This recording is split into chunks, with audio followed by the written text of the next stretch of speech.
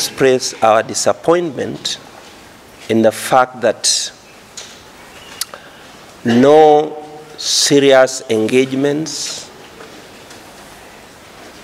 there is no good faith on the part of the government, on the part of KAA, up to this point. We only had one meeting with the KAA, but which could not make much progress because they were not willing to give us documents relating to the Adani PIP proposal.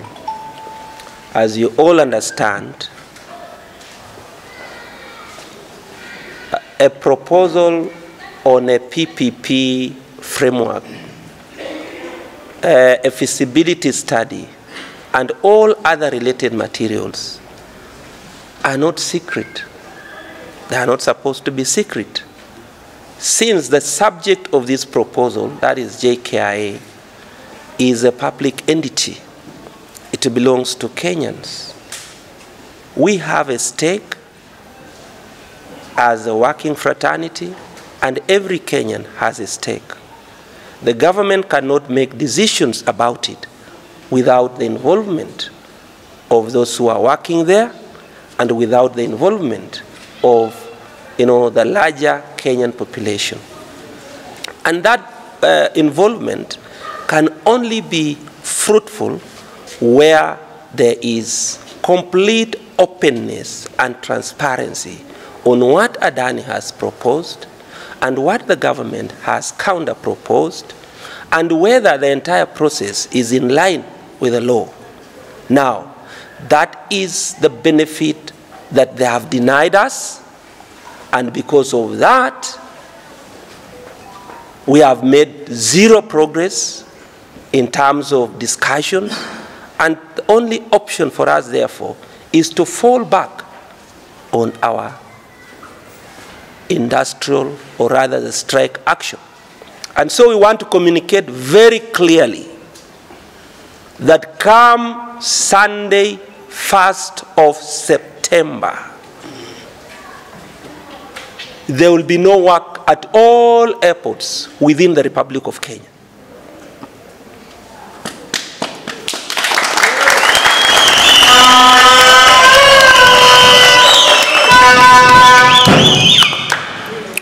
We are advising travelers, airport users, those who are planning either to transit through JKIA or to terminate or to depart from JKIA, that we will withdraw labor and we will close all operations within JKIA, Moi International Airport, Mombasa, Kisumu International Airport, Eldoret International Airport, all airports and all airstrips within the Republic of Kenya, we will close them down. We will close them completely. We'll close them.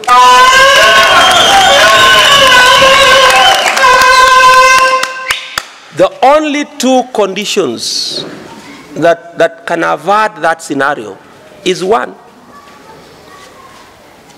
stop all engagements relating to Adani. Yes. Yes. And two, we have those we consider to be enablers of the Adani, and some of them, and there are some who are engaged in activities that are so retrogressive that affect the standing of aviation as an industry. So we have mentioned managers, and even including the board chair of KAA, Honorable Kositany, Henry Ogoy, Anthony Njagi, Meshach Ochieng, Bernard Oganga, and James Ngeno. We have said these people, by whatever means, must be relieved of their roles in the respective organizations.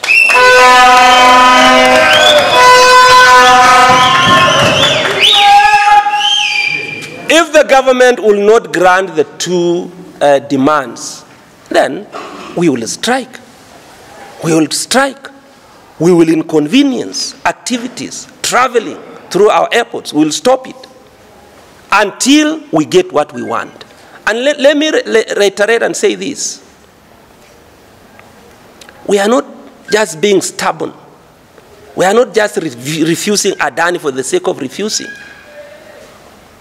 We have said that up to this point, there is no justification why the government wants to introduce an external investor at JKIA.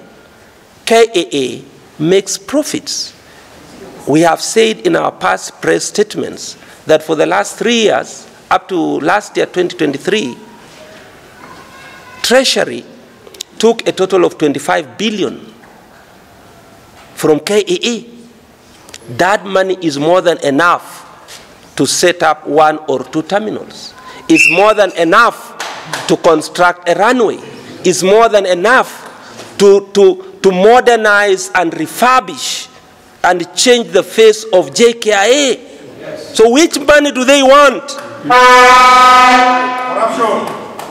So that is our resolve. We are not relenting. We are not surrendering JKIA. We have as much right as those in government. They don't have more right than us. They don't have the legal authority to auction our heritage. They don't. Nobody in government can say because we are government, we have a right to dispose this property in whichever way we want. No, no. Kenyans will have the final say, and we are part of Kenyans. So that is why we are re-emphasizing JKIA is going nowhere. JKIA. We do not want to get into the narratives around the credibility of Adani. We know it's everywhere. It's in public domain. They know that Adani is not credible, wherever they are. In fact, let me clarify something else. I almost forgot this. There is a team that KAA is preparing to go to India. We want to make it very clear that Kenya Aviation Workers Union is not part of that delegation. I understand the information we are gathering is that they are going for due diligence. I don't understand what that means. That they want to go and evaluate this Adani thing. They want to see some of the the works that it has already done in India.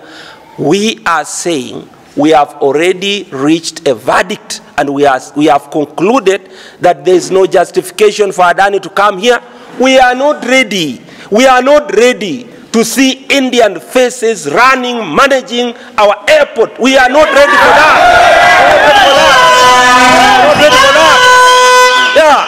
I end by saying India is the most populous country in the world. I think Adani should have enough work in India. Let them build more airports there. Let them invest there. Ours is a very small population of 55 million. I think the government can deliver. Give KAA the space to develop aviation in this country, and give KAA the right people. Give KAA the right managing director. Give KAA the right HR department. Give KAA the right engineering department. Give them able people. We need the right board at KAA. That is what is ailing aviation. It is not that JKI is not raking in money, but we don't have the right people in the right positions. So with that, I'll say thank you. If there are questions, I'm happy to answer them.